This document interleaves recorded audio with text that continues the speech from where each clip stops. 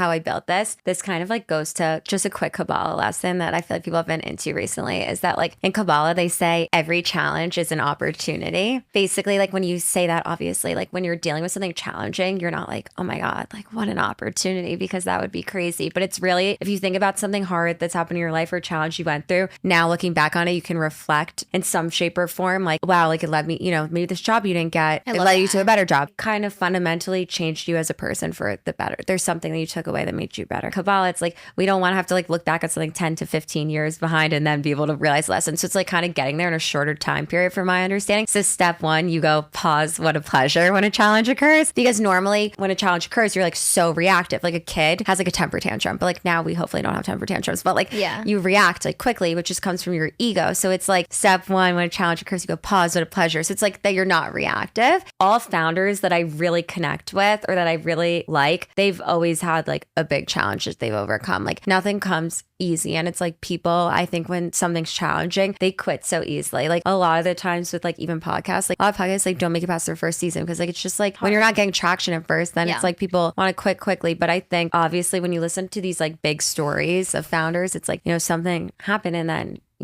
it's like very inspiring, I think. So I like listening to founder stories. I love that. It's funny you say that. I lost my mom when I was 17. So like at a young age, experienced like, hardship and like severe like trauma and heartbreak. And I think it has really like made me a stronger and more like hard worker at the end of the day. Like this is so hard. Starting a business, being an entrepreneur in any field is hard work. But like I've been really inspired by like my life, and I understand like how hard life can be and like what that outcome was for my mom and how hard that was for like my family. And like it has definitely like pushed me to like just keep going, and like life is hard, but like just keep on going and trying your best to just like put one foot in front of the other. And like it's not easy, but keep on going. True to Kabbalah. Love that. Like I've known you through before that and post that, and it's like obviously you probably get a lot of inspiration from like your family and your mom. And I think that it's great what you're doing because you like people, like this spreads joy, like what you're doing to people. Awesome. You're spreading joy by telling people stories.